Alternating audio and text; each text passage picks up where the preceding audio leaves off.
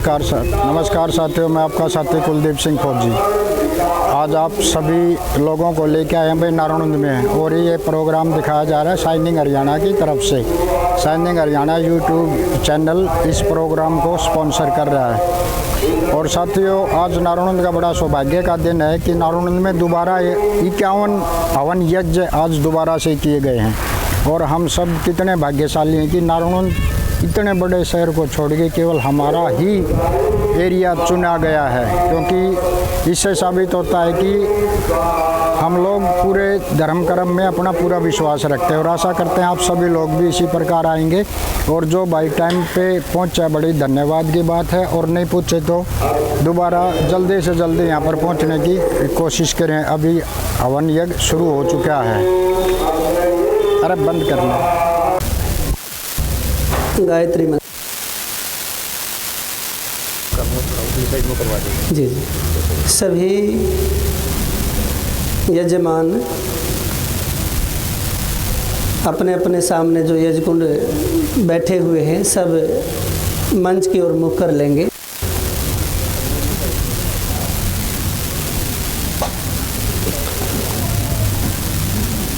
परमपिता परमात्मा ने मनुष्य को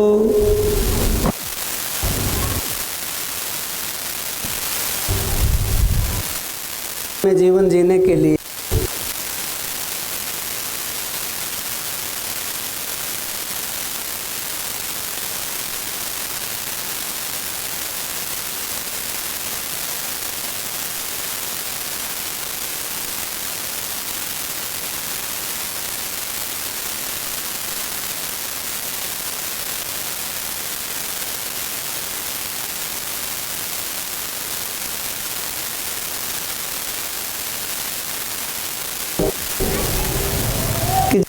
बुद्धि है उस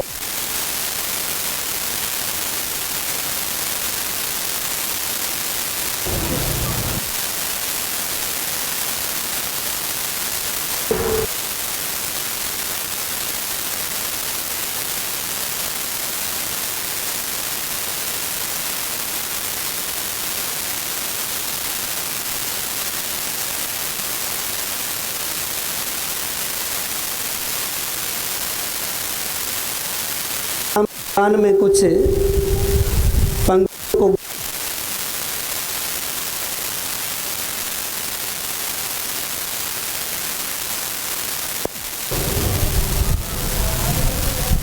परंतु ऐसा उनका मानना, ऐसा कहना बिल्कुल निरर्थक है। क्योंकि मीठा जो होता है वो छुप के खाया जाए या सबके सामने खाया जाए, उसके मिठास में कोई प्रभाव नहीं आता, कमी ज़्यादा नहीं होती। जैसे मीठा हमारे लिए रुचिकर होता है, वैसे ही अन्यों को भी मीठा रुचिकर होता है। तो ज्ञान का अर्थ है प्रकाश, और गुरु का अर्थ भी होता है अंधकार को नष्ट करके प्रकाश की ओर ले जाने वाला।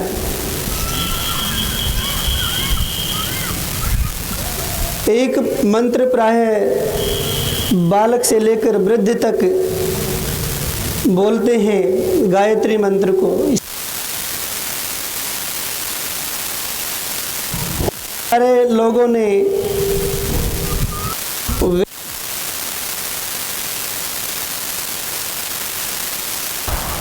क्योंकि गायत्री मंत्र वेद का मंत्र है। वेद में 20,000 मंत्र है। देखे नहीं,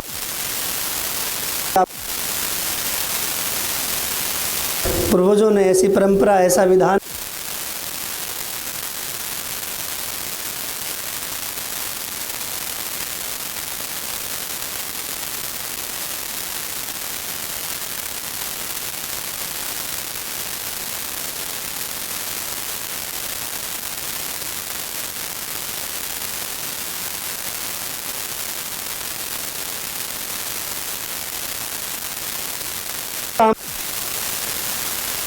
कोई और शक्ति नहीं।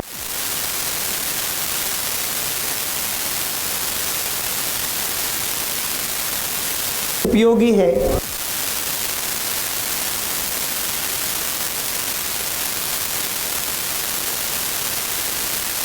ऋषि मुनियों जाने वाले चलाने वाली बुद्धि की याचना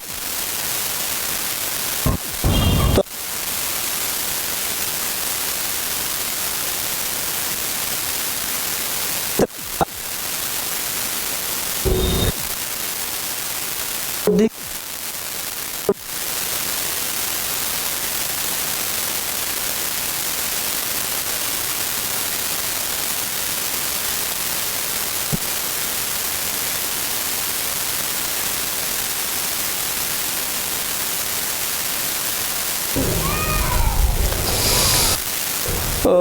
ओम भूर्भुवः स्वः तत्सवितुर्वरेण्यं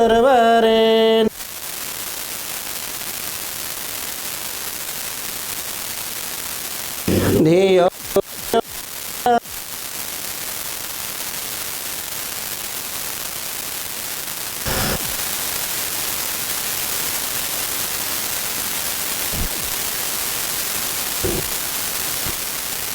कुशल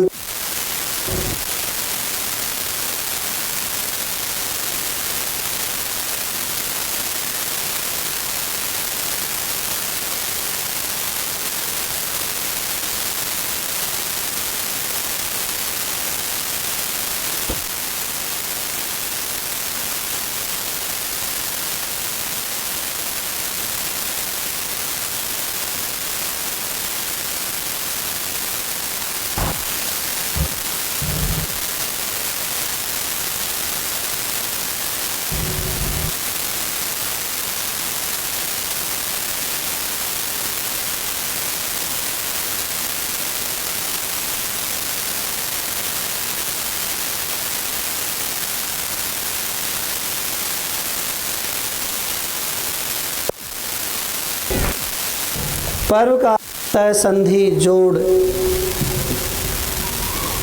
त्योहार पर्व होने वाला होता है।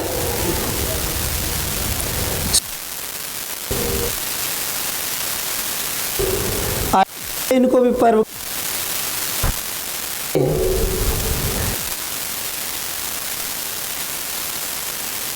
हमारे उपयोग नहीं ले सकते। दीपावली का पर्व है, ये बुरा अच्छाइयों को धारण करने का एक प्रतीक रूप में है। कितने लोग आज घरों में, कल भी छोटी दीपावली थी तो 5-5 दीपक तो सबने लगाए होंगे जी, है जी, हर घर में दिए जलाए।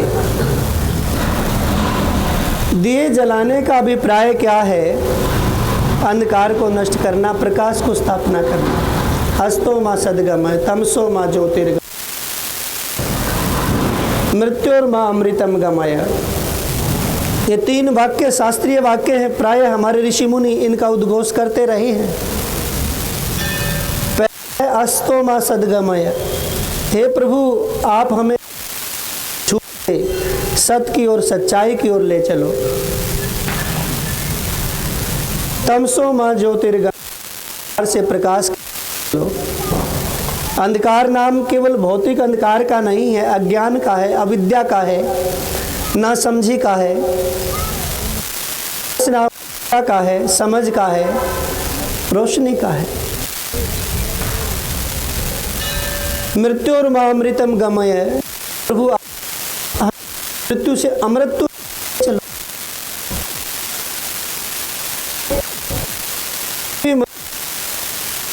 क्या है आगे सबकी मृत्यु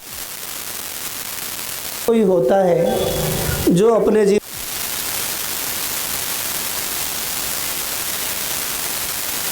ढोना। लगभग लोग जीवन ढो रहे हैं, जीवन तो बहुत कम हो। इस मनुष्य जीवन को सफल करके जाते हैं, सार्थक करके जाते हैं। इस अनेक हैं, पूर्ण कोई नहीं मिलेगा। पूर्ण तो परमात्मा ही है।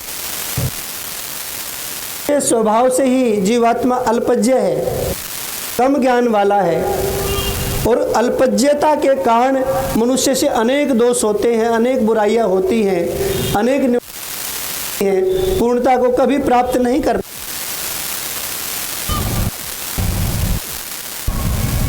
तो ये पर्व हमें एक संदेश देता है,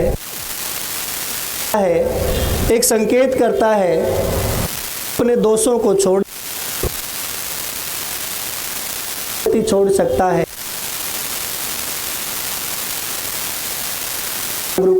सावधान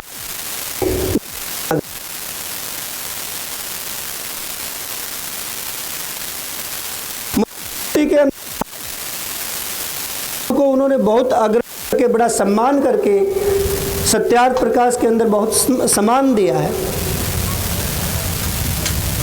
महर्षि मनु कहते हैं, अनेक मैं छोटे छोटे उपदेश देकर इस कार्यक्रम को रोचक बनाने का यत्न करूंगा, थोड़ा सा जो मुझे समय मिला है। दृष्टि पूतम नैसेत पातम, वस्त्र पूतम पिबेत जलम, सत्यम पूतम वदेत वाचम, मनः पूतम समाचरेत। बहुत छोटा सा श्लोक है कि मनुष्य को दृष्टि से पवित्र करके कदम रखना चाहिए। अंधाधुंध चलते हैं ना,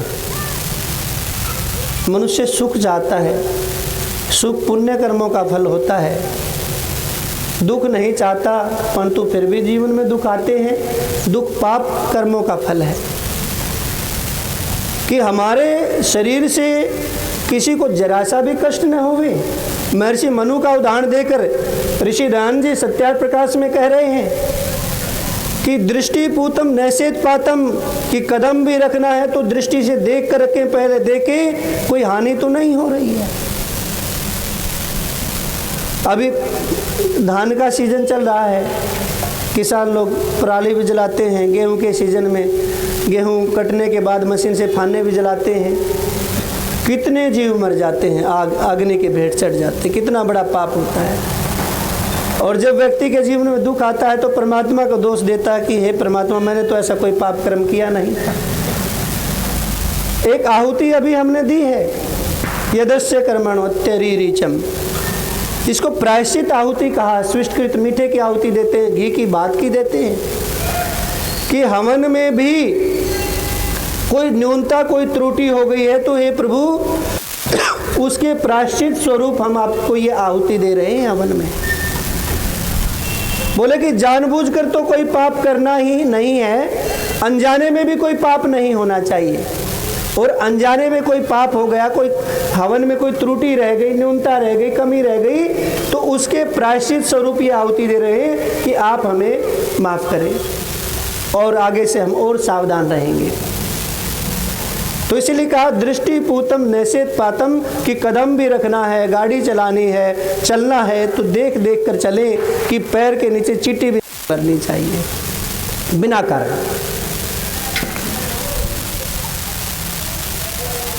और दूसरा कहा वस्त्रम पूतम पिबेत जलम, कि जल को भी पिए तो छानिए, कि जल के माध्यम से किसी जीव की हानि न हो जाए। आरो पी रहे हैं तो शुद्धिकरण तो है ना। सत्यम पूतम वदेत वाचम, संसार में मनुष्य का जो स्वभाव है ना, वो ही उसका दुश्मन है, वही उसका मित्र है। और स्वभाव को बदलना इतना आसान नहीं होता, स्वभाव को बदलना बड़ा कठिन होता है। एक श्लोक आता है, स्वभावो न उपदेशे न शक्यते अन्यथा कर्तुम, सुतप्तम अपि पानीयम पुनर्गच्छति शीतताम।